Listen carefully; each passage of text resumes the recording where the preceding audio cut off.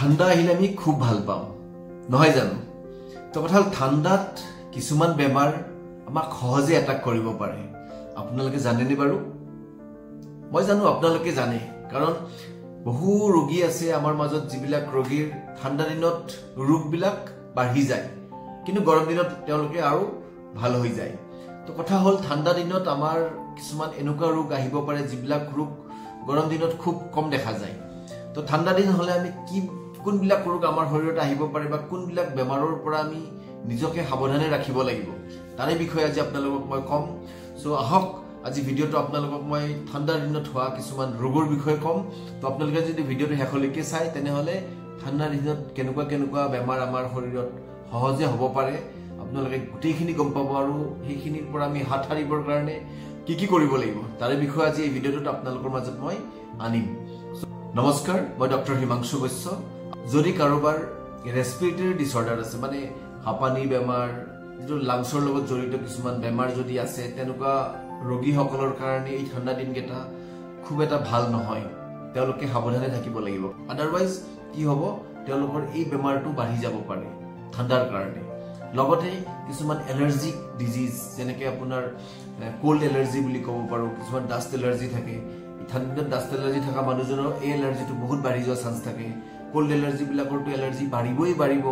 তো এই ঠান্ডা দিন গিটাত ৰেসপিৰেটৰি ডিসঅৰ্ডাৰ থকা মানুহখিনিয়ে একেবাৰে সাৱধান থকাটো উচিত তাৰ উপৰিও যিবিলাক মানুহৰ হাৰ্টৰ অসুখ আছে সেইবিলাক মানুহ ঠান্ডা দিন গিটাত খুব সাৱধান থাকিব লাগে কাৰণ ঠান্ডা দিনত কি হয় আপোনাৰ ম্যাক্সিমাম হাৰ্ট ষ্ট্ৰোক আৰু ব্ৰেইন ষ্ট্ৰোক হোৱাৰ চান্সটো বাঢ়ি যায় কাৰণ ঠান্ডাৰ কাৰণে যেটো আমাৰ তেজৰ নলিকা আছে নলিকাবিলাক সৰু হৈ যায় চেপন হৈ যায় যেটো কাৰণত এই ব্ৰেইন ষ্ট্ৰোক হাৰ্ট ষ্ট্ৰোক হোৱাৰ সম্ভাৱনাটো বহুত বাঢ়ি যায় নম্বৰত আমাৰ স্কিন আমাৰ মূৰত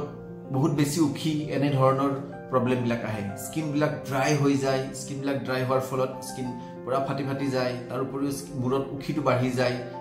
ডিউ টু ড্ৰাইনেছ তো হেতু কাৰণেও আমি ঠান্ডা দিন কেটাত মানে স্কিনৰ প্ৰবলেম থকা মানুহখিনি একদম সাৱধানে থাকাটো খুবেই উচিত তাৰ উপৰিও যিবিলাক জইন্ট পেইন মাসল ষ্টিফনেছ এইবিলাকো ঠান্ডা দিনত বহুত বাঢ়ি যায়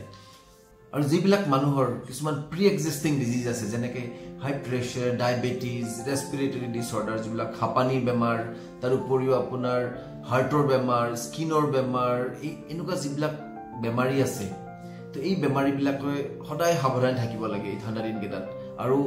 এই যিবিলাক মই ইতিমধ্যে যিবিলাক বেমাৰ আমাৰ বাঢ়িব পাৰে ঠান্ডা দিনত সেই বেমাৰ গিটাৰ পৰা আমি নিজকে নিজে যদি হাত সাৰিব লগা হয় তেনেহলে আমি উপশম হিচাপে আমাৰ নিজৰ শৰীৰটোক আমি যিমান পাৰো কভাৰ কৰি ৰাখিব লাগিব যাতে আমাৰ বডিটোত ঠান্ডা নপৰে যদি ঠান্ডা বাঢ়ি যায় তেনেহলে জানিব যে আপোনাৰ এই যিবিলাক বেমাৰ আপোনাৰ শৰীৰত আছিল বা যদিও নাই সেই বেমাৰবিলাক আপোনাৰ শৰীৰত আহি যাব পাৰে বা বাঢ়িব পাৰে তাৰ উপৰিও আপুনি শৰীৰটো গৰম কৰি ৰাখাৰ উপৰিও আপুনি কি কৰিব লাগিব ৰুমটো আপোনাৰ এই ড্ৰাইনেছটো কমাব লাগিব কাৰণ ঠান্ডা দিনত ড্ৰাইনেছটো বহুত বাঢ়ি যায় হেতু কাৰণে আপোনাৰ যদি আপনি যদি আৰ্থিকভাৱে পাৰে তেনেহলে আপুনি হিউমিডিফায়াৰ বুলি এটা পাই বস্তু এটা পাই সেই বস্তুটো লগাব পাৰে আপুনি লগালে যেটো ময়শ্চাৰ সেই ময়শ্চাৰটো সেই হিউমিডিফায়াৰে লৈ গুচি যাব আৰু ড্ৰাইনেছটো ৰুমৰ ড্ৰাইনেছটো কমাব তাৰ উপৰিও আপোনাৰ বডিৰ যেটো ইমিউনিটি ৰোগ নাশক যেটো প্ৰতিক্ষমতা এই ক্ষমতাটো বঢ়াবৰ কাৰণে আপুনি কিছুমান ভাল সাপ্লিমেন্টস আপুনি লব পাৰে তাৰ উপৰিও ব্যালেন্স ডায়েট আপুনি লোৱাটো খুবেই প্ৰয়োজন আৰু বডিটোক হাইড্ৰেটেড কৰি ৰাখাটো খুব প্ৰয়োজন কাৰণ ঠান্ডা দিনত কি হয় আমাৰ ঠান্ডাৰ কাৰণে পানী খোৱাৰ যেটো অভ্যাসটো কমি যায় আমাৰ যেটো নৰমাল 2.5 লিটাৰ টু 3.5 লিটাৰ যদি পানী খাব লাগে সেই পানীৰ পৰিমাণো শৰীৰত কমি যায় কাৰণ ঠান্ডাৰ কাৰণে আমি পানী খাব পাহৰি যাওঁ তো হেতু আমি মেইনটেইন কৰাটো খুব প্ৰয়োজন আদাৰৱাইজ কি হ'ব এই হাইড্ৰেশনটো কমাৰ ফলত আমাৰ স্কিন ড্ৰাইনেছ স্কিন ফাটা তাৰ উপৰিও আপোনাৰ বাকি যিবিলাক বেমাৰ হেবিলাক বেমাৰ বাঢ়িব পাৰে আৰু তাতকৈ ডাঙৰ কথাটো এটোৱে যে আপোনাৰ যদি হাই প্ৰেছাৰ ডায়াবেটিস আছে আপুনি কেতিয়াও নাপাহৰিব আপুনি দৰববিলাক কন্টিনিউ কৰি ৰাখাত যদি দৰব আপুনি কন্টিনিউ নকৰে তেনেহলে এই ঠান্ডা দিন কেটাত maximum number of patients of stroke brain stroke হক বা হাৰ্ট ষ্ট্ৰোক হক বহুত হস্পিটালত বাঢ়ি যায় ডিউ টু देयर ওন মানে ড্ৰবেক্স মেডিসিন নাখায় ঠান্ডা কৰি ৰাখে বডিটোক যেটোৰ ফলত এনেকুৱা এটা পৰিণাম পাবলগীয়া হয় লগতে আপোনালোকৰ যদি আগতে কিবা নিউমোনিয়াৰ তেনেকুৱা যদি লক্ষণ আছে বা যদি আপোনাৰ হাঁপানি বেমাৰ যদি আগৰ পৰা আছে ৰেসপিৰেটৰি ডিসঅৰ্ডাৰ যদি আগৰ পৰা আছে আপোনালোকে আজিকালি নিউমোনিয়া ভ্যাকসিন পায় ফ্লু ভ্যাকসিন পায় এই ভ্যাকসিনটো আপোনালোকে ঠান্ডা ঠিক পৰাৰ আগে আগে লৈ লব যাতে আপনাৰ এই নিউমোনিয়া হওক বা এনেকুৱা